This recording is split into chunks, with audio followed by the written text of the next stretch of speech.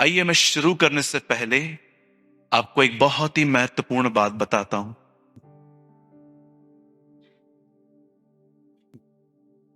हम लोगों ने अपनी कलीसिया एक बहुत ही छोटे हॉल से शुरू की थी। आपको मैं बताऊंगा तो आप हैरान हो जाओगे। जब मैंने अपने घर में स्टार्ट किया था तो हम सिर्फ 5 या 6 लोग थे, लेकिन जब हमने एक हॉल में स्टार्ट किया हम सिर्फ 15 से 20 लोग आते थे। और जब मैं YouTube पे आया, मुझे YouTube पे आने के लिए मेरे ही कुछ भाइयों ने मुझे उत्साहित किया था। और उसके बाद मैं YouTube पे आया। YouTube पे सुनने के बाद हमारे कलीसिया में बहुत लोग जुड़ना शुरू हुए। और मैं आपको एक चीज बताना चाहता हूं जो शायद आप में से बहुतों को शेक कर सकती है। जब हमारे चर्च में एक ऐसा दिन आया जब हमारे कलीसिया में, मुझे आज भी याद है, हमारे कलीसिया के एक भाई मिसिंग हैं, उन्होंने मुझे लोगों की गिनती बताई। हमारे हॉल में सिर्फ और सिर्फ 80 से 85 लोगों के बैठने की जगह होती थी, वो भी कोई डिस्टेंस नहीं होता था। लेकिन एक दिन ऐसा आया जब मुझे प्रदीप भाई ने बताया कि आज कलीसिया के अंदर 134 लोग आए। तो मैंने बोला तुझे कैसे पता चला? तो बोला मैंने चप्पल नहीं गिनी। इसे मैंने चप्पल नहीं गिनी है। 134 लोग अंदर बैठे। और आप बिलीव नहीं करेंगे लोग कैसे बैठे थे, कुछ खड़े थे कुछ बैठे थे। तब मैंने अपने टीम से बात की कि हमें यहां से मूव करना चाहिए। और जानते हैं, इससे पहले कि हम मूव करें हमारे पास एक समस्या थी, और वो समस्या थी आर्थिक। हमारे पास फंड्स नहीं थे। लेकिन मैं आपको बताना चाहता हूं उन दिनों में जब हमारे पास कोई फंड्स नहीं थे, पर आपको मैं बताना चाहता हूं हमारे पास फंड्स से ज्यादा एक चीज थी, और वो थी फेथ। हमारे पास फंड्स से ज्यादा एक और चीज थी, वो था विश्वास। आप जानते हैं, 2 लोग यहां से बोल रहे थे कि हॉल तो मिल रहा है लेकिन रेंट बहुत ज्यादा है। लेकिन 1-2 भाई है ना मेरी टीम में ऐसे थे, उनको भी पता था बैलेंस 0 है। लेकिन जानते हो वो क्या बोलते थे? हो जाएगा, चलो निकलो इधर से। आप में से कितने लोगों को यह बात पता है कि आप शैतान के साथ सहमत कैसे हो जाते हो? सहमत। आप जानते हो, दिनेश कम, ये देखिए अभी क्या कर रहा हूं मैं दिनेश के साथ। दिनेश वहां देखो। दिनेश, मैं 2 मिनट के लिए लूसीफर बन जाता हूं, ठीक है? और ये तो हमारे भाई ही हैं। एंड देखिए मैं क्या कर रहा हूं। मैं दिनेश के कान में आके कह रहा हूं, दिनू तेरे को टांग में दर्द है ना? हाँ, अरे हाँ बोलना, टांग में दर्द है ना? तेरे को पता है क्या हुआ है? तेरे को चिकनगुनिया हो गया है। पता है तेरे को हड्डियों की तकलीफ हुई है। अब दिनेश ने ना शैतान का बुड़बुड़ाना सुना।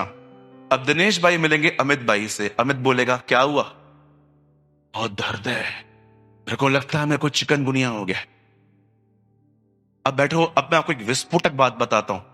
आप में से कितने लोगों ने यह वचन पढ़ा है, चिंता करके यह न कहना क्या खाएंगे क्या पिएंगे क्या पहनेंगे।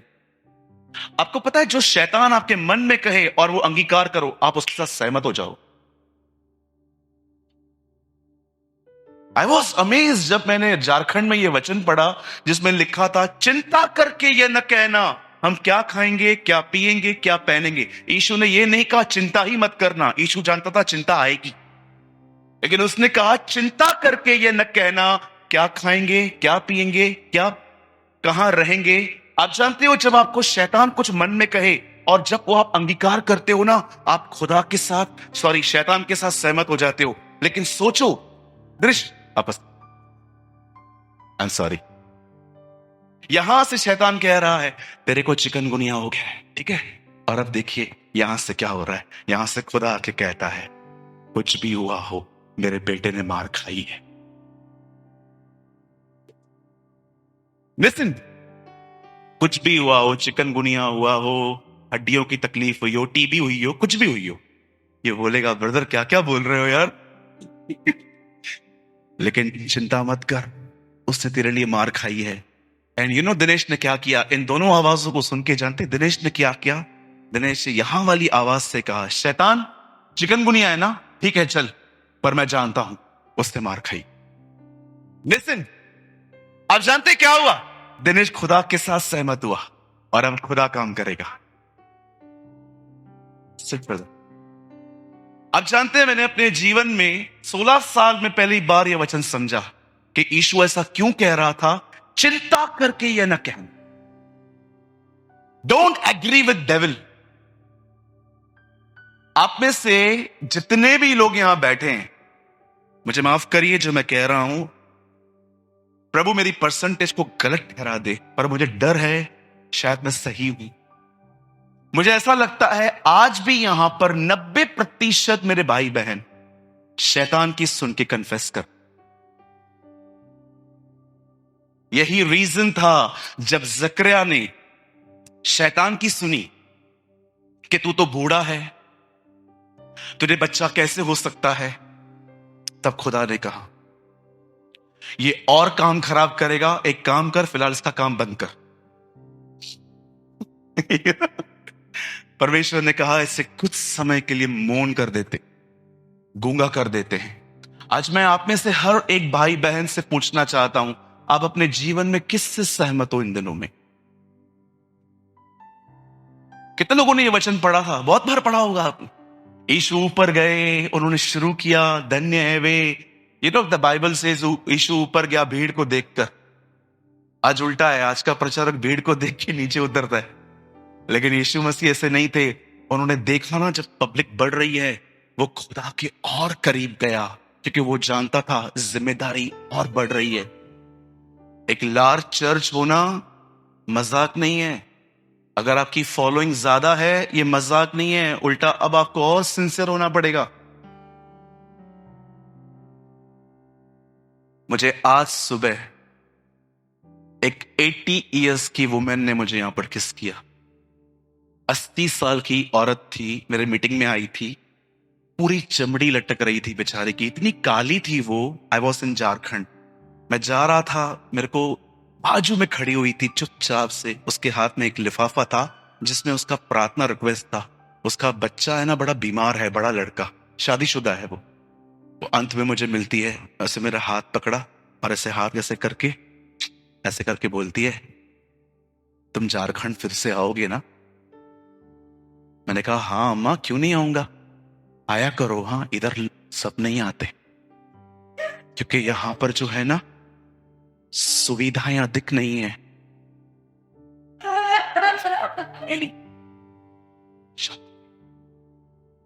लिसन, जब आप बिलीव करेंगे, जब मैं उस बहन से मिला ना, मुझे आप लोगों की शक्लें याद आ गई कि प्रभु हमें कितना मिलता है और हमें कदर नहीं है। 80 साल की कम। मैंने उनसे पूछा हाउ ओल्ड यू आर, वो हिंदी में बोल रही थी, मैं 80 वर्ष की हूं। मैंने कहा अम्मा अंदर से तो 33 के लग रहे हो। वैसे मेरे हाथ को पकड़ा, चूमा, और मुझे इतना अच्छा लगा। वैसे मैं कोशिश करके, आप देखिए मैं यहां पर भी बहनों को हाथ नहीं मिलाता, लेकिन जब उन्होंने मेरा हाथ पकड़ा, उसने मुझे प्रार्थना निवेदन, मेरे ऊपर बैग पड़ी है, वहां पर प्रार्थना निवेदन भी पड़ा है, उन्होंने मुझे कहा आप मेरे लिए दुआ करेंगे, मेरा बच्चा बीमार है।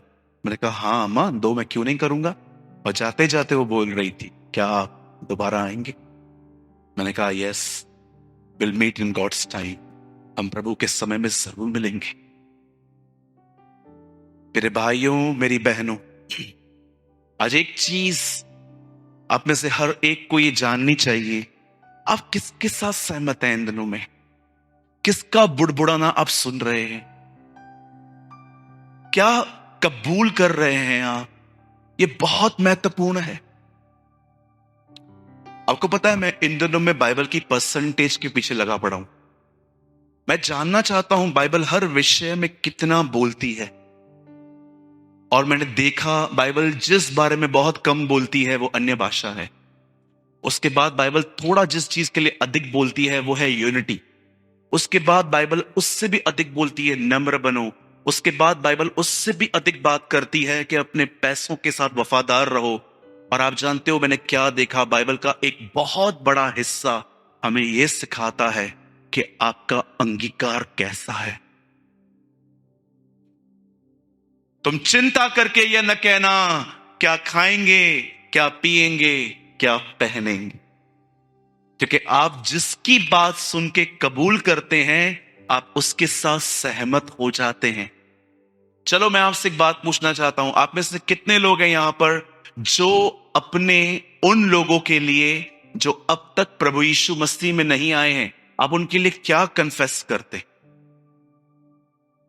देखो आपके शायद आपके फादर नहीं आए हैं अभी तक, देखो शायद आपकी मदर नहीं आई है, शायद आपका ट्विंस जो भाई बहन है वो नहीं आ पाए हैं। मुझे बताइए आप उनको देखकर क्या क्या क्या सोचते हैं? हो सकता है still they are worshipping idols, हो सकता है वो आज भी मूर्ति पूजा करते हो, पर क्या आप उनको ये देखकर कह सकते हो खुदा इनका कोई भी एक्ट मेरे बिलीव को नहीं तोड़ सकता, क्योंकि मैं जानता हूं यदि मैं विश्वास करूं मेरा परिवार बचेगा, वो उद्धार पाएगा। आप बिलीव कीजिए मुझे 2 दिन पहले बहुत बेकार फूड पॉइजन हुआ। मेरा मुंह है ना, ऐसा लग रहा था मैंने करेला खाया है, इतना कड़वा था मेरा मुंह, इतना कड़वा, मुझे कुछ समझ में ही नहीं आ रहा था, मैं इतना डाइवर्ट हो गया था अपने काम से। फिर मैंने जानते क्या किया, मैं वॉशरूम गया और मुझे बहुत सफोकेशन हो रही थी। आप बिलीव कीजिए मैंने अपने मुंह में ना ऐसे उंगली डाल के जो खाया था ना मैंने निकाला, मुझे इतनी सफोकेशन हो रही थी। मैंने कहा प्रभु मुझे निकाल, मैं ऐसे ऐसे बात कैसे करूंगा मीटिंग में। और फिर जानते क्या किया, जब मैं उंगलियां भी डाल रहा था फिर थोड़ा सा हुआ, लेकिन मुझे अब भी लग रहा था मुझे बड़ी तकलीफ है। फिर जानते मैंने क्या किया, मैंने कहा प्रभु जब दुष्ट आत्माएं, पेड़, तूफान, मुर्दे आपकी बात सुनते हैं तो मेरा पेट क्यों नहीं सुनेगा। तब मैंने खड़े होकर कहा यीशु के नाम से जो भी गंदा खाया है पूरी तरह से बाहर निकल आए और मैं फ्रेश हो जाऊं। आप जानते हो शाम तक मैं ठीक हुआ। चलिए अपना हाथ उठाइए और मैं जो कहता हूं उसे कहिए, कहिए मैं आशीषित हूं, मैं आशीषित रहूंगा, मेरे परिवार में सभी का उद्धार होगा, मैं लेने वाला नहीं मैं देने वाला ठहरूंगा, मेरे शत्रु एक रास्ते से आएंगे, परमेश्वर उन्हें 7 रास्तों से भगाएगा, मैं शेर और सांप को कुचलूंगा। यहोवा की यही वाणी है, हम अपने परमेश्वर के कारण धर्मी ठहरेंगे। मैं विश्वास करता हूं आने वाले समय में परमेश्वर जीसस इस लाइफ को, इस कलीसिया को एक बहुत बड़ा हॉल देगा और मुंबई परमेश्वर की तरफ फिरेगी। यीशु के नाम में आमीन। कितने लोग बिलीव करते हैं जो आपने कहा वो होगा? मुझे नहीं लगता जब से हमने यहां पर चर्च स्टार्ट की इतने एक्साइटेड हम पहले कभी थे, है ना? या सो एक्साइटेड। और यहोवा अपनी प्रजा को वापस पाएगा। आमीन, यस, आमीन। चलिए हम स्टार्ट करते हैं। 8:10 हो रहे हैं, आधे घंटे का वर्ड है और आई होप और हम कुछ सीखेंगे आज। बहुत उम्दा वर्ड है, अमेजिंग वर्ड है। जब शुरू करूंगा तो आपको लगेगा कि क्रिसमस का संदेश आज क्यों प्रचार कर रहा है भाई, लेकिन ये क्रिसमस का मैसेज नहीं है। ओके, लूका 1 अध्याय, ल्यूक चैप्टर 1। क्या हुआ बेटा, शोले पिक्चर का सीन कर रहा है क्या? बैठ जाओ।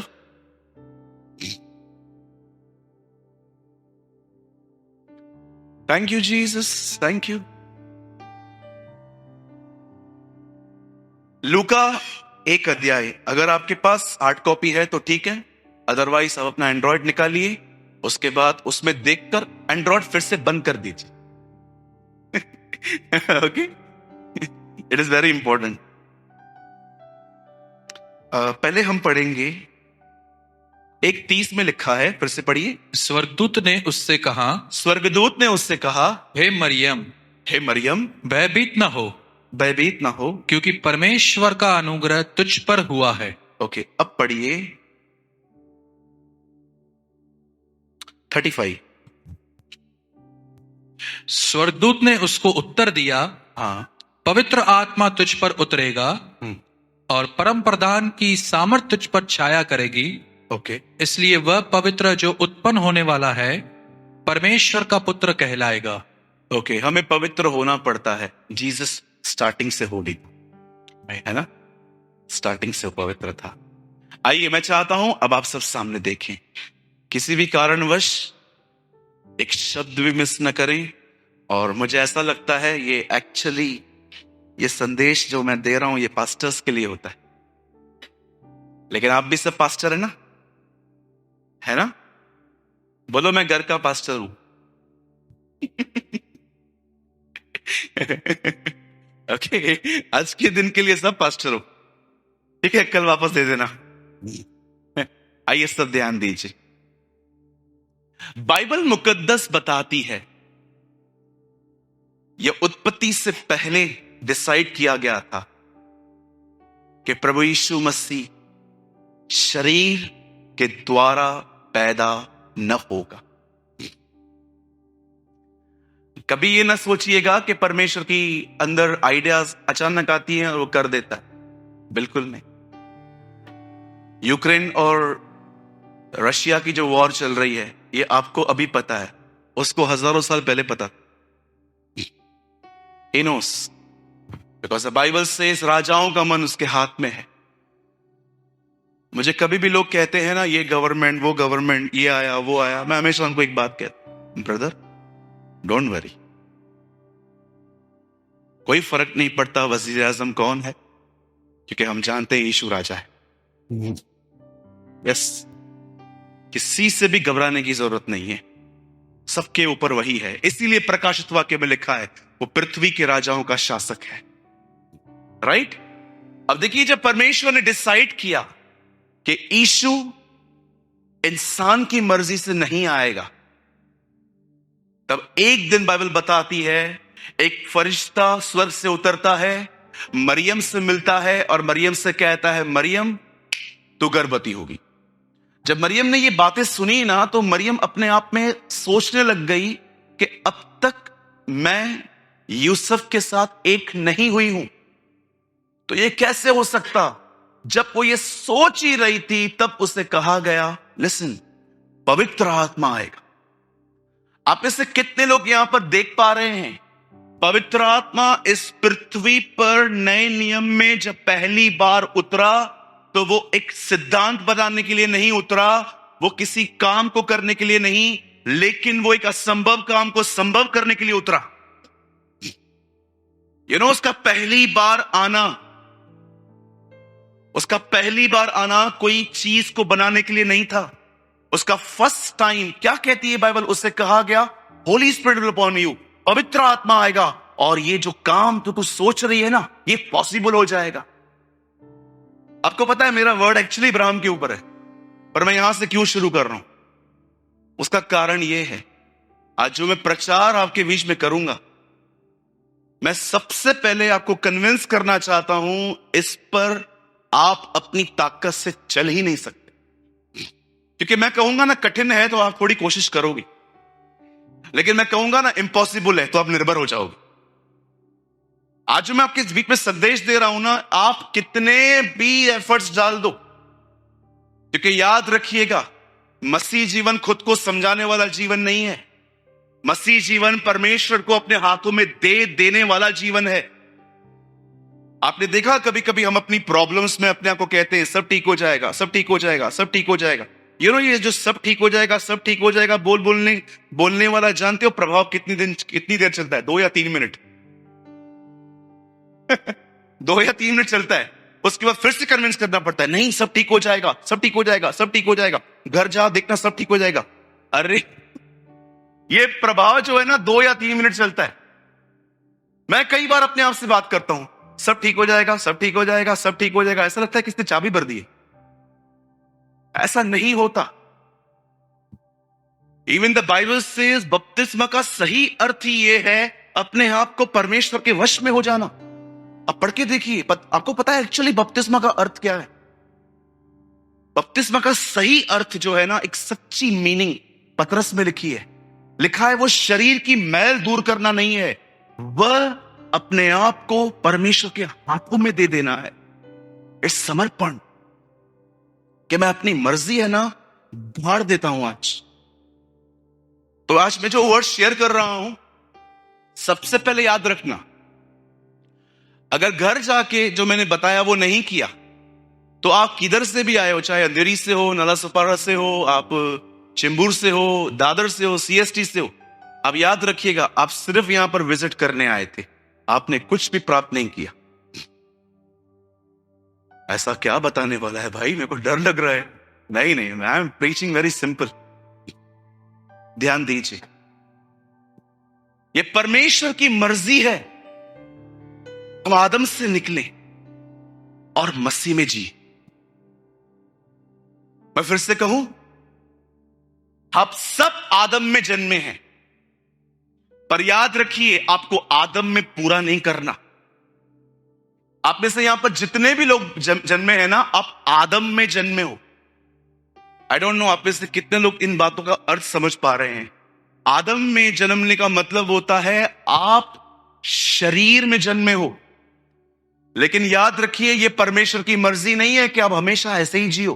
वो चाहता है आप मसीह में आओ।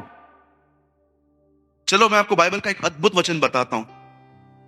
सब खोलिए फर्स्ट थेस्सलोनियंस, पहला थेस्सलोनिके खोलिए। मैं आपको ओरिजिनल बताता हूं एक्चुअली आप कैसे बनाए गए हो।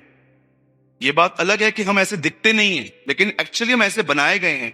मतलब पहला थेस्सलोनिकियों 5 अध्याय खोलिए, चैप्टर 5 फास्ट, और उसका पढ़िए 23।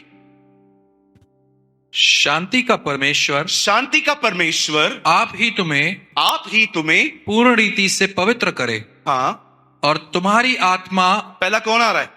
आत्मा। हम तो शरीर देखते हैं पहले। पॉल क्या कहता है सबसे पहले? कौन? आत्मा। और दिनेश? और तुम्हारी आत्मा और हाँ। प्राण। बोलो प्राण। हाँ। और देह लास्ट में आ रहा है ये। हमारे प्रभु यीशु मसीह के आने तक पूरे और निर्दोष सुरक्षित रहे। बस। Thank you brother. अब सर यहां देखिए, बाइबल बताती है, पॉल कहता है मैं तुम्हारे लिए प्रार्थना करता हूं, सबसे पहले स्पिरिट, उसके बाद सोल, उसके बाद फ्लैश। वो कहता है खुदा इनमें काम करे। लेकिन आप यहां पर देख रहे हो हम जन्मे कैसे? हम सब देह में जन्मे हैं, लेकिन पॉल कहता है नो, आप देह नहीं हो। भले आपको देह पहले दिखाई देती है, इसीलिए आप पढ़ के देखिए प्रकाशित वाक्य अंतिम वचन, प्रभु का अनुग्रह तुम्हारी आत्मा पर हो। जॉन कहता है परमेश्वर चाहता है भले ही आप आदम में जन्मे हो, लेकिन आपका अंत अगर आदम में हुआ तो आप कभी उसके वारिस नहीं बन पाएंगे। कितने लोगों ने यह बात देखी, जब प्रभु यीशु मसीह यहूदियों से बात करते थे तो एक्चुअली वो उनको आदम में से निकाल के स्वयं में डालने की कोशिश कर रहा था, लेकिन उन्होंने उसको रिजेक्ट कर दिया। क्या होता है मतलब आदम में जन्मना और मसीह में अंत करना? सुनिए, बाइबल मुकद्दस बताती है इब्राहिम को परमेश्वर ने कहा अपना सब छोड़ और जहां मैं तुझे लेके जाना चाहता हूं वहां चला जा। आपको पता है इब्राहिम को कोई पता एड्रेस नहीं दिया गया। मैं आपको सच कहता हूं, इब्राहिम ने जो निर्णय लिया ना, शायद ही इस हॉल में कोई ले सकता है। अपना घर, कुटुंब, अपना सब कुछ छोड़, और वो कहता है चला जा जहां मैं तुझे ले जाऊंगा। बाइबल बताती है वो कुछ नहीं जानता था पर निकल पड़ा, और निकलने के बाद बाइबल बताती है उसके साथ लूत भी चला। आप में से कितने लोग इस बात को जानते हैं, जब वो वहां से निकला तो जब लूत और उसका विभाजन हुआ, विभाजित हुए दोनों, आपको पता है ना, एक्चुअली ये झगड़ा लूत और इब्राहिम के बीच में नहीं था, ये उनके चरवाहों के बीच में था। चलिए मुझे बताइए, लूत और इब्राहिम की एज में क्या डिफरेंसेस थे? मुझे तो नहीं लगता है लूत और इब्राहिम एक ही उम्र के थे, बहुत अंतर था। पर आप जानते हो, जब वो अलग हो रहे थे तो इब्राहिम ने उससे क्या कहा? भाई, ब्रदर, हिंदी में लिखा है बंधु, हम दोनों बंधु हैं। क्या हम में इतनी नम्रता है? जरा सोचो, लूत इतना स्वार्थी था, फिर भी आप देखिए, जब उसे पता चला कि सोर के राजा ने लूत को किडनैप किया है, उसे बचाने के लिए गया हो। Read it. इब्राहिम के लिए प्रेम मात्र शब्दों में नहीं था। आप जानते हो, जब उनके चरवाहों में झगड़ा हुआ ना, तब वो दोनों अलग हुए, और जैसे लूत निकला ना, प्रभु ने उसे कहा आंखें उठा। एंड यू नो, उसने आंखें उठाई। कहां तक देख रहा है? वहां तक ना, वो जमीन तेरी है। अब मुझे बताइए, जब परमेश्वर इब्राहिम से कहते हैं ये जमीन तेरी है, तो इब्राहिम को क्या करना चाहिए? वही रहना चाहिए ना। लेकिन इब्राहिम ने ऐसा नहीं किया। जानते हो उसका कारण क्या था? इब्राहिम वहां क्यों नहीं रहा? द रीजन इज, वहां पर बाइबल बताती है अनाज की उपज बंद हो गई थी। बाइबल बताती है उस पृथ्वी पे अनाज नहीं था, महंगी थी, और बिल्कुल पास में था मिस्र। अब इब्राहिम ये भूलने लग गया कि प्रभु ने इससे मुझे यहां पर ये रहने के लिए कहा है। इब्राहिम ने अपने विचारों से निर्णय लेना चालू कर दिए। इब्राहिम का बदन उसे कुछ कहने लग गया, मन कुछ कहने लग गया, उसकी भावनाएं कुछ कहने लग गई। और जानते हो उसने क्या किया? बाइबल बताती है वो मात्र खाने की वजह से वो एक जगह से दूसरी जगह पे पहुंचा, जहां पर उसे झूठ बोलना पड़ा। उसे पता चला कि यहां का जो राजा है वो खूबसूरत औरतों का कत्ल, उनके पतियों का कत्ल करवाता है। आप पढ़ के देखिए। इवन जब अबीमेलेक को पता चला ना कि एक्चुअली ये इसकी बहन नहीं, वाइफ है, वो उसको बुला के कहता है, बोलता है तूने ऐसा क्यों किया जब तू जानता था कि वो तेरी पत्नी है? जानते हो इब्राहिम क्या कहता है? इब्राहिम कहता है मुझे लग रहा था यहां पर प्रभु का कोई डर नहीं है और तू मुझे मार देगा। और इब्राहिम वहां से निकलता है। और जानते हो इब्राहिम अपने जीवन में एक व्यक्ति को वहां से लेके आता है। आप सभी जानते हैं, हाजिरा, हैगर। आप जानते हो, आप आराम से पढ़िए, खुदा ने हमेशा इस्माइल और हाजिरा को पीछे किया है बाइबल में। इवन हर जगह पे, गलातियों की किताब के अंदर पौल कहता है शरीर की संतान परमेश्वर की संतान नहीं हो सकती। और आप जानते हो वो उसका उदाहरण किसका देता है? सारा और हाजिरा का। आप पढ़ के देखिए, परमेश्वर ने हाजिरा और इस्माइल को हमेशा पीछे किया, हमेशा उनको बैक किया, हमेशा उनको थर्ड फोर्थ में रखा। क्यों? क्योंकि हाजिरा इब्राहिम को परमेश्वर ने नहीं दी थी। आप जानते हो जो चीजें परमेश्वर आपको देगा ना, वो हमेशा स्थिर रहेंगी, लेकिन जो चीजें आप चुनोगे ना, वो चीजें हमेशा हिलती रहेंगी, हमेशा, वो हमेशा शेक होंगी। आप देखिए आपके बहुत सारे निर्णय क्यों फेल जाते हैं? क्योंकि वे कलाम के आधार पे नहीं, परंतु वे अपनी भावनाओं के आधार पे लिए गए थे। मुझे आज भी याद है, एक परमेश्वर के दास एक टेंट लगाते थे, और एक दिन एक औरत उनके पास आके कहती है आप यहां चर्च चला रहे हो, बिल्कुल शोर के उस साइड आप वहां पर आओ, 300 से 400 लोग और भी आएंगे। और जानते हैं इस भैया ने, इस पास्टर जी ने अपना टेंट उखाड़ा और उस तरफ चले गए। कोई ज्यादा लोग नहीं आए। तब उसने एक बात समझ ली, इस बहन ने अच्छी सलाह दी, पर ये परमेश्वर की तरफ से नहीं। बहुत डिफिकल्ट है गुड और गॉडली को समझना, बड़ा डिफिकल्ट है, बड़ा कठिन होता है कई बार सही और ईश्वरीयत्व में पहचान लेना। आप जानते हो इब्राहिम ने ये गलती जो की अपने लाइफ में, जानते हो किस तरह की? इब्राहिम को लगा यहां खाना नहीं मिलेगा, पर आप में से कितने लोग ये बात जानते हैं, जब यही सिचुएशन इसहाक के जीवन में आई तो ऐसा लिखा है उससे बंजर जमीन में जोता बोया और परमेश्वर ने उसे आशीष दी। अब पढ़ के देखिए आगे चल के इसहाक के टाइम पे भी, इवन इब्राहिम, इसहाक, याकूब तीनों के टाइम पे अकाल आए हैं, और सबसे बड़ा अकाल तो यूसुफ के टाइम पे आया। Read it, 7 years, right sir? आप जानते हो इब्राहिम ने अपने जीवन में बहुत सारी परीक्षाएं, जानते किस तरह बुलाई? मुझे है ना समझ में नहीं आता, अगर मैं ठंडा पी रहा हूं और मुझे खांसी हो रही है और मैं लोगों को ऐसा क्यों बोलता हूं, प्रभु मुझे तोड़ रहा है, प्रभु तोड़। मेरी बहन मुझे एक बात बताओ, आप इतनी बड़ी हील पहन के आओगे और इधर से गिर जाओगे, गिरने के बाद आपको धक्के लगेंगे, उठ के क्या कहोगे? उसके लिए दुख उठाना है? ये कौन सा दुख है? ये सब परमेश्वर नहीं करता, ये सब नॉनसेंस है। हमारे चर्च में एक बहन खड़ी हुई, उसकी गवाही सुनो। मैं कल्याण स्टेशन गई, लंबी कतार थी, क्यों बहुत लंबी थी लाइन की। मैंने प्रभु से कहा, प्रभु आप मेरे साथ हैं, मैं टिकट नहीं निकाल रही हूं, आप टीसी को संभाल लेना। और आप जानते हैं क्या हुआ? जब वो स्टेशन पे चढ़ी, ट्रेन में आई, ट्रेन में सबको टीसी ने पकड़ा, उसको छोड़ दिया। उसे लगा ये गवाही है। हमें पूरी गवाही सुनी, मैं और मेरे भाई लोग सब मुझे देख रहे थे, गवाही है। मैंने लास्ट में कहा, बहन मेरी दुआ है अगली बार भी आप टिकट ना निकालो और टीसी सबको छोड़ के आपको पकड़े। ये गवाही है।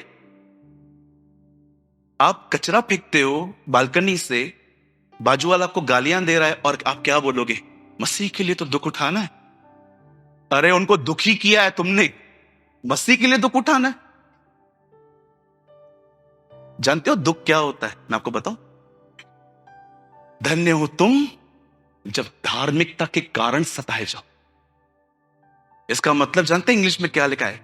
Blessed are you when you trouble because of the right living. तुम सही जीने के कारण सताए जाते, वो सताव प्रभु की तरफ से होता है। आप नौकरी में बोलते हो मैं झूठ नहीं बोलूंगा, और आपको बॉस जॉब से निकाल देता है। This is a real persecution. आपके परिवार के अंदर कोई मसीह नहीं है, सब आपको प्रोवोक करते हैं, छोड़, पागल है क्या, रोज रोज चर्च जाता है, और आप बोलते हो नो, मैं अंत तक उसके नाम के लिए खड़ा रहूंगा। You know this is persecution. ये जो हम लोग आजकल बोलते हैं ना, सताव सताव सताव, ये सताव नहीं है। बोलो बाजू वाले को, ये मूर्खता है। हाँ, मेरे को इतने स्टमक प्रॉब्लम्स होते थे आज से 2 साल पहले। जानते हो उसका रीजन क्या था? मैं सारा दिन बाहर का खाता था।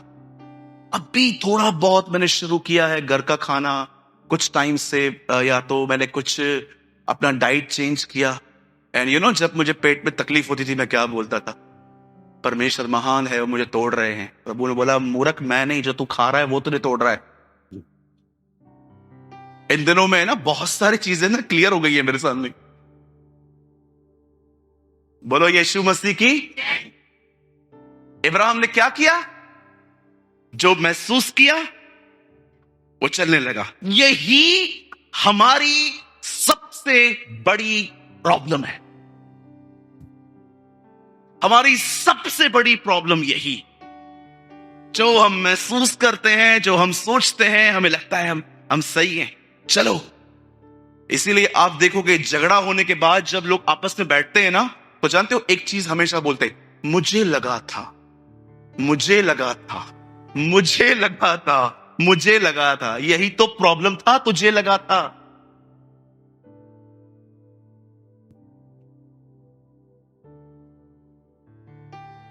एक दिन मेरे कलीसिया के एक भाई ने मुझे कॉल किया। आप बिलीव करिए, मेरा ध्यान नहीं था कि उनका फोन आया है। उसके बाद 3-4 कॉल आए तो उनका नंबर नीचे चला गया। उसके बाद उन्होंने कोई मुझे कॉल नहीं किया। अगले दिन उन्हें चर्च में मिले और मुझे बोलते हैं, आप ठीक हो? मैंने बोला हाँ। तो उन्होंने ताने ताने में बोल दिया, ठीक हो तो फोन तो उठाया करो, तकलीफ होते मत उठाओ, भले ठीक हो तो फिर तो उठाया करो। मैंने कहा ब्रदर आपने कॉल किया था? हाँ देखो किया था मैंने कहा सर सच्ची बोलता हूं ब्रदर, मैं जिनको पहचानता हूं ना अपने जीवन में, मैं उनको जरूर कॉल बैक करता हूं। हाँ ये बात सच है, मैं अननोन नंबर का फोन नहीं उठाता हूं, क्योंकि कभी कभी ना अजीब अजीब कॉल्स भी आते हैं, अजीब अजीब। गौरव है यहाँ? उस दिन गौरव को एक कॉल आया, प्रेमानी किधर है? आपको मैं मिलाता हूं बाद में गौरव से, प्रेमानी किधर है? गौरव ने कहा इधर ही है, मुझे उनसे बात करनी है।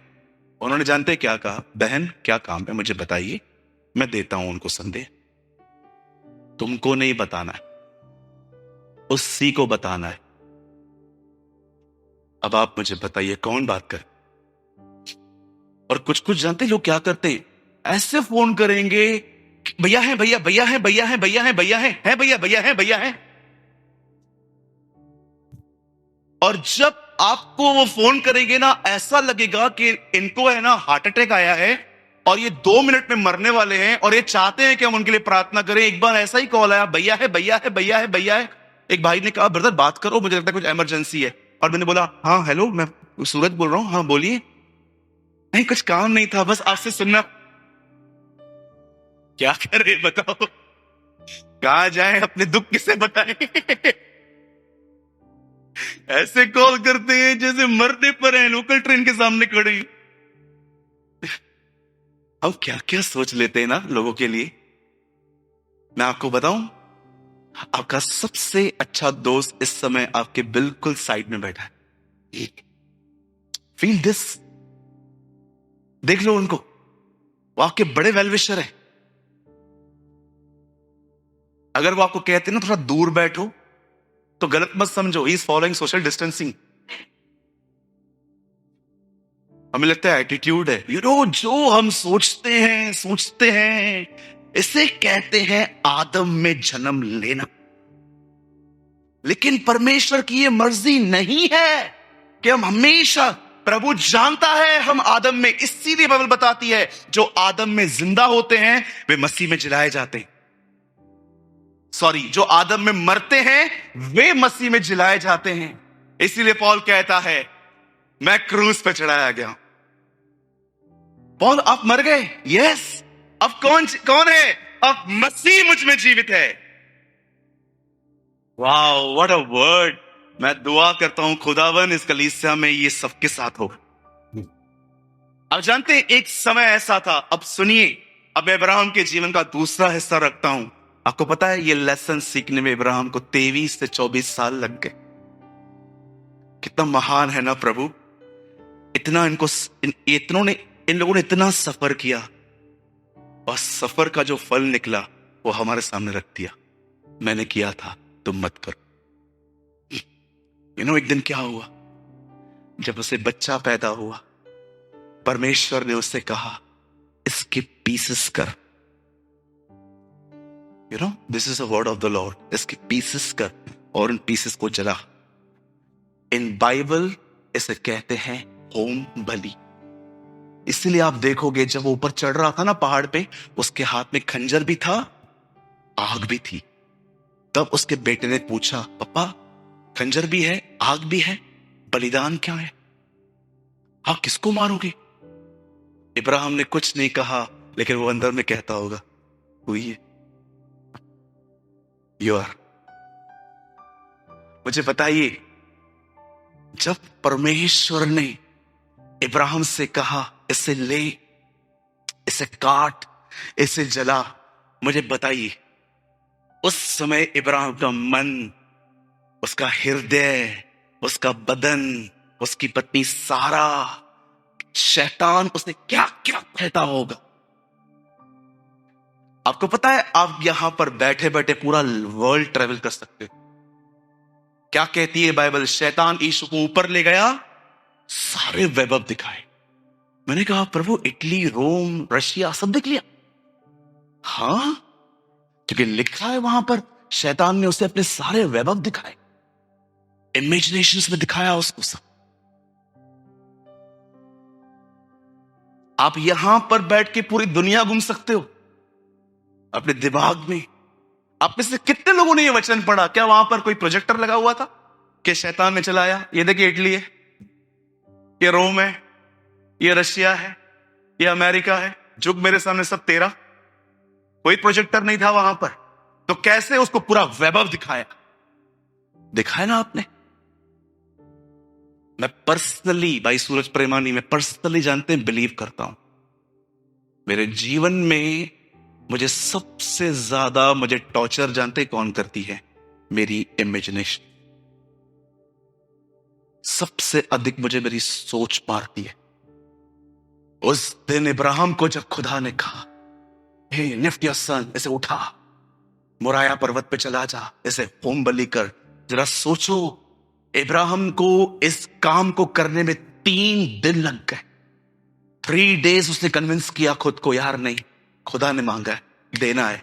फिर बोलता होगा, यार 24 साल दुआएं की, नो, खुदा ने मांगा है। फिर सोचता होगा, सारा को क्या उत्तर दूं? फिर बोलता होगा, नहीं, खुदा ने मांगा है। फिर सोचता होगा, ये मर गया तो जीऊंगा कैसे, इतने सालों के बाद मिला है। उसने अपने आप को फाइनली तैयार किया, और जैसे वो उसे मारने जा रहा था, जानते हो, उसके दिमाग में एक ही बात थी। उसे एक ही बात उसने अपने हाथ में रखी थी। वो जानता था कि सारा ने जब कंसीव किया था, आप में से हर एक को यह बात पता होनी चाहिए, इब्राहिम को बच्चा पैदा करने की ताकत थी, सारा को कंसीव करने की ताकत नहीं थी। बाइबल मुकद्दस ये कहती है, रोमियो 4 अध्याय में, सारा की मरी हुई गर्भ को देखकर वो विश्वास में निर्बल न हुआ। आपको पता है उसको बच्चा हुआ कैसे था? चलो मैं आपको बताता हूं। आज जब इब्राहिम अबीमेलेक के पास गया था ना, और जब वो निकल रहा था ना, अबीमेलेक ने जानते क्या किया? इब्राहिम को कहा वेट, और उसने अपनी घर की सारी औरतों को बुलाया और कहा इनके लिए प्रार्थना कर, क्योंकि खुदा ने अबीमेलेक के मन में कहा था इब्राहिम नबी है, और उसने कहा अगर नबी आया है तो दुआ करवाएंगे। सारी बहनों को बुलाया गया, और इब्राहिम ने वहां पर अपने हाथ ऊंचे उठाए और कहा होगा, स्वर्ग के परमेश्वर, इन बहनों के कोख खोल। आपको पता है उन अनबिलीवर बहनों के ऊपर अनॉइंटिंग आई थी, अभिषेक उतरा था, और उनकी गर्भ खुल गई थी। आप जानते हो सारा भी उधर ही खड़ी थी। क्या बताना चाहते हो भाई? मैं आपको बताना चाहता हूं, इब्राहिम ने अनॉइंटिंग एक्सपीरियंस की थी। इब्राहिम ने अभिषेक का अनुभव किया था। इब्राहिम जानता था उसकी वाइफ को, उसे ट्राई किया था बच्चे का, लेकिन वो नहीं उठा पाती है, उसके अंदर तैयारी नहीं होती है उन चीजों की। अचानक उस प्रार्थना के बाद जब वो घर लौटा था, तब उसने क्या देखा? सारा ने कंसीव करना स्टार्ट किया है। तब इब्राहिम जान गया, इसकी ताकत नहीं है, दिस इज अनॉइंटिंग। और जानते हो, जब इब्राहिम अपने बेटे को मारने के लिए जा रहा था, वो एक ही बात सोच रहा था, वह अभिषेक जिसे सारा को मरी हुई गर्भ से जिलाया, वो निश्चय इसहाक को भी जिला सकता है। और जानते हो, जब वो वहां पर गया, इब्रानी की पत्री में क्या लिखा है? सुनिए, हम कहते हैं ना वो नहीं मरा, इब्रानी में लिखा है वो मरा है। लिखा है दृष्टांत की रीति पे तुम कह सकते हो वह उससे मरने के बाद वापस मिला। Read it. इब्रानियों की पत्री कहती है यस, न मरते हुए भी वो मरा है। आप में से कितने लोग ये बात जानते हैं यीशु 2021 साल पहले मरा? मैं जानता हूं, पर आप जानते हो बाइबल क्या बताती है? यह वह मेमना है जो जगत की उत्पत्ति से पहले वध हुआ है। A lamb who was slain before the world was made. हमारे पास कैलेंडर है, ईसा मसीह 2022 ईयर चल रहा है। जानते हो कैलेंडर वहां से शुरू हुआ, लेकिन बाइबल मुकद्दस कहती है यह वह मेमना है जो उत्पत्ति से पहले मरा है। आप जानते हो फिजिकली जीसस क्रूस पे 2022 साल पहले मरा, लेकिन उससे पहले हजारों साल पहले वो परमेश्वर के हृदय में मरा। इसहाक बाहर नहीं मरा, पर वो इब्राहिम के अंदर मर गया। ब्रदर क्या बोलना चाहते हो? परमेश्वर इसहाक को नहीं, परमेश्वर इब्राहिम के अंदर इसहाक को मार रहा। तेरे सामने कोई ऐसा खुदा है मेरे भाई जो तुझे जीवित रहने के लिए पहले तुझे मारता है। क्या आप ऐसे खुदा को जानते हो जो आपको इसीलिए मारता है ताकि आप जियो? बोलिए। वो जानता था कि उसके अंदर इसहाक जन्म ले चुका है, वो होल डे उसके बारे में सोचता रहता है। तब परमेश्वर ने कहा इब्राहिम मेरे हाथ से निकल रहा है, तब उसने कहा उसे खत्म कर। और जब वो 3 दिन जो थे ना, वो सारी अटैचमेंट खत्म हो गई। इब्राहिम खुदा के हाथ में आ गया। That is the thing. जब आप अपनी फीलिंग्स, आप क्या सोच रहे हो, आप क्या महसूस कर रहे हो, इससे अधिक जब आप कलाम को महत्व देते हो ना, जानते हो इसे क्या कहते हैं? मसीह में जी। पहले भी ये कुछ सोच रहा था, निकल गया, लेकिन अब ये खुदा के कलाम के साथ निकला। आज मैं आपसे पूछना चाहता हूं, क्या हमारी जिंदगी की नींव, क्या हमारा हर काम हम इससे तोलते हैं? हाँ, नबूकदनेस्सर दानियल से कहता है इस दर्शन का अर्थ क्या है? दानियल कहता है तू तराजू में तोला गया पर हल्का पाया गया।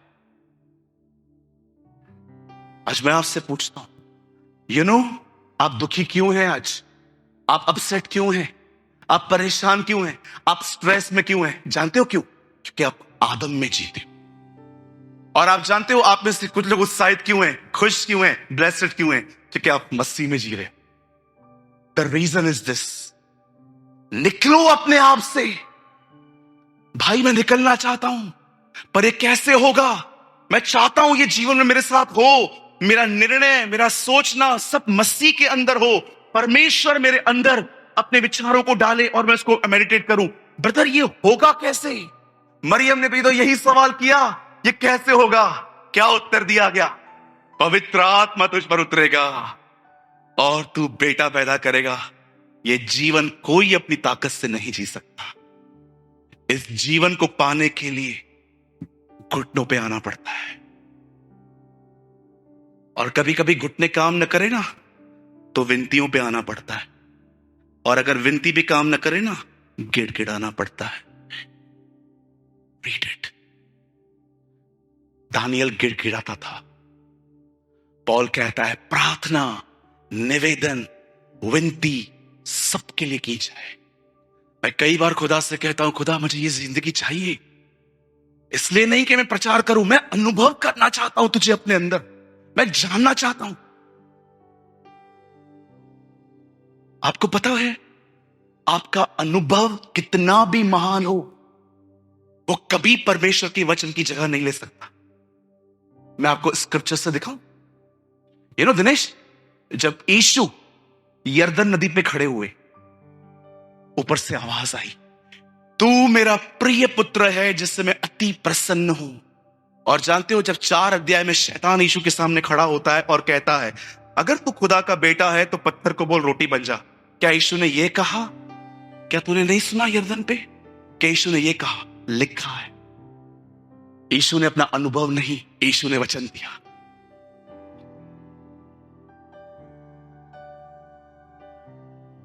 ब्रदर अनुभव कैसे था? वो तो वचन था ना। यस, वो हम पढ़ रहे हैं, पर उन दिनों में वो लिखित में नहीं था। वो लिखित में नहीं था, इसलिए उसने कहा लिखा है।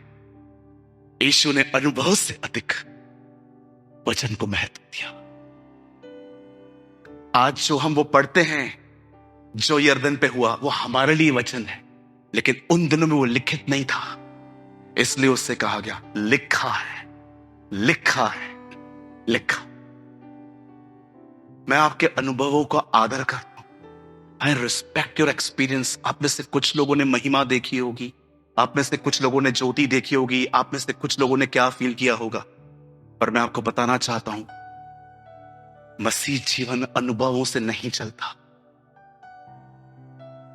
एक समय था जब इब्राहिम भावनाओं में जी रहे थे, लेकिन एक समय था जब उन्होंने ये लेसन सीख लिया कि जरूरी नहीं है जो मैं सोच रहा हूं वही सब ठीक है।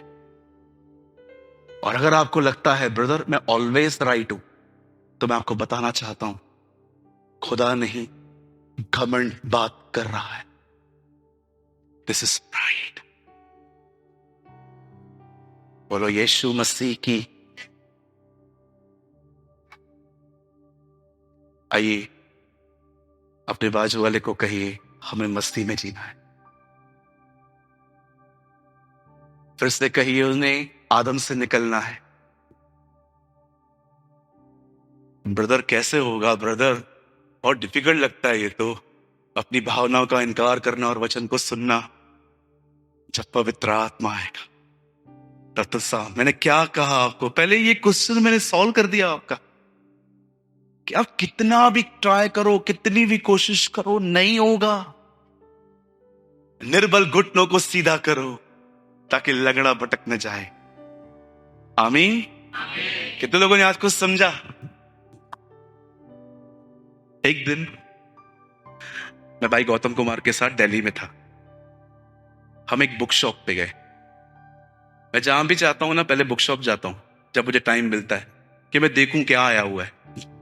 तब हम एक ऐसी स्टोर पे गए जहां पर लाखों किताबें पड़ी थी। तब मुझे भाई ने एक बात कही, मुझे आज भी याद है। उसने कहा ब्रदर कितनी सारी किताबें हैं ना? मैंने कहा हाँ। उसके बाद उन्होंने कहा सब इसमें से निकली है। मैंने कहा वाओ, प्रेज द लॉर्ड, मतलब सब इसमें से निकली है। ये रोज अपडेट होता है। ये रोज अपडेट होता है। हर दिन खोलो कुछ खुदा नई नई बातें बताता है। एक दिन जानते हो, मैं प्रभु का वचन पढ़ रहा था कि यीशु ने 5000 लोगों को बोला घास पे बैठो। मैंने इतनी बार ये वचन पढ़ा था, मैंने कहा प्रभु घास पे क्यों बैठे, मेरे लोग हैं जमीन पे क्यों बैठे? एक दिन जानते हैं यीशु ने बचे हुए टुकड़ों को कहा उठा लो, और मैं प्रभु से कह रहा था प्रभु ऐसा क्यों? प्रभु ने कहा सोच, वेस्टेज पे इतना ध्यान है, तेरे जीवन पे कितना होगा? एक दिन मैंने प्रभु से कहा प्रभु टूटी हुई रोटी को क्यों तोड़ता है? टूटी हुई रोटी खा ली, जूठन क्यों बटोर रहा है? जिसे हम तोड़ता है उसे हम छोड़ता नहीं। हर बार हम कुछ नया सीखते, हर बार। एक दिन पतरस को 5000 लोग मिल गए कलीसिया में, पहले 3 फिर 2। एंड यू नो पतरस अपनी कलीसिया को बहुत अच्छे से चलाता था। He was a good pastor. हमारे रोमन कैथोलिक भाइयों ने उसे पोप बना दिया, और ये बात पतरस भी नहीं जानते। लिसन, आप जानते हो द बाइबल से जब वो 5000 लोगों को खाना खिला रहा, 5000 लोगों को फीड कर रहा था, वो फीड। मैं कभी कभी सोचता हूं प्रभु 5000 लोग की कलीसिया कैसे चला रहा था? यस सूरज, वो इसलिए चला रहा था क्योंकि वो जानता था मैंने 5000 को खाना कैसे खिलाया। कैसे खिलाया था प्रभु? एक लड़के ने अपना सब दे दिया, तब ये पॉसिबल हुआ। पतरस भी जान गया जब तक सब न दो तब तक कुछ नहीं कर सकते। You know word of God, कितने लोग ये बात जानते हैं? बाइबल हर दिन अपडेट होती है। आप हर दिन निकालते ना इनबॉक्स। कितने लोग इनबॉक्स खोलते हैं रोज अपना? व्हाट्सएप, एसएमएस पढ़ते हैं ना? वैसे ही हर दिन देखो इसमें इनबॉक्स में क्या आया हुआ है, इसे खोलो।